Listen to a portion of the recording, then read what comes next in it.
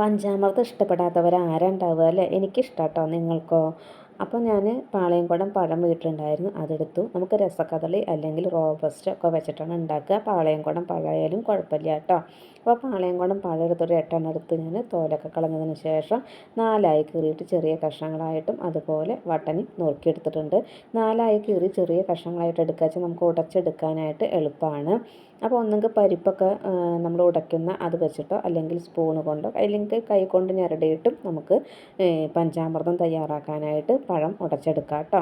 അപ്പോൾ പഴം കൂടുതലുള്ള സമയത്ത് നമുക്കിങ്ങനെ തയ്യാറാക്കിയെടുക്കാം, കുട്ടികൾക്കൊക്കെ ഇഷ്ടാവും. അപ്പോൾ ഞാൻ പഴമൊക്കെ അവിടെ ഉടച്ച് മാറ്റി വെച്ചിട്ടുണ്ട്. അപ്പോൾ വേറൊരു പാത്രത്തിലേക്ക് 1 സ്പൂൺ തേൻ, 2 സ്പൂൺ ശർക്കര പൊടിച്ചത്, അതുപോലെ തന്നെ 1 സ്പൂൺ നെയ്യും, പിന്നെ നമുക്കതിലേക്ക് വേണ്ടത് ഉണക്കമുന്തിരിയാണ്. അത് ഒരു 5-8 ഉണക്കമുന്തിരിയും എല്ലാം ചേർത്തതിന് ശേഷം ഉടച്ച പഴം അതിലേക്ക് ഇട്ടിട്ട് നല്ലതുപോലെ മിക്സ് ചെയ്തിട്ട് എടുക്കുകയാണ് കേട്ടോ.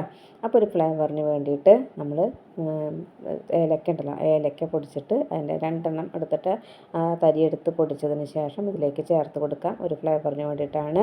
അപ്പോൾ നമ്മൾ ഉണ്ടാക്കിയ കൂട്ടുണ്ടല്ലോ, ഒരു 15 മിനിറ്റോടെ അടച്ച് വെക്കുക. അപ്പോഴത്തേക്ക് സെറ്റായിട്ട് കിട്ടും. വളരെ ടേസ്റ്റി ആയിട്ടുള്ള പഞ്ചാമൃതമാണ്. അപ്പോൾ നിങ്ങൾക്ക് വേണമെങ്കിൽ ഫ്രൂട്ട്സ്, ഈന്തപ്പഴം, പാല്, അതുപോലെ പഞ്ചസാര, കൽക്കണ്ടം ഒക്കെ ചേർക്കാം കേട്ടോ.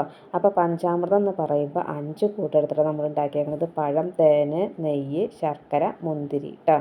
അപ്പോൾ ബാക്കി ഫ്രൂട്ട്സും അതുപോലെ പാല്, പഞ്ചസാര, ശർക്കരയൊക്കെ നമുക്ക് ആവശ്യാനുസരണം വേണമെങ്കിൽ ഉപയോഗിക്കാം. അതുപോലെ മധുരം ആവശ്യാനുസരണം മാറ്റം വരുത്തിക്കോളൂ കേട്ടോ.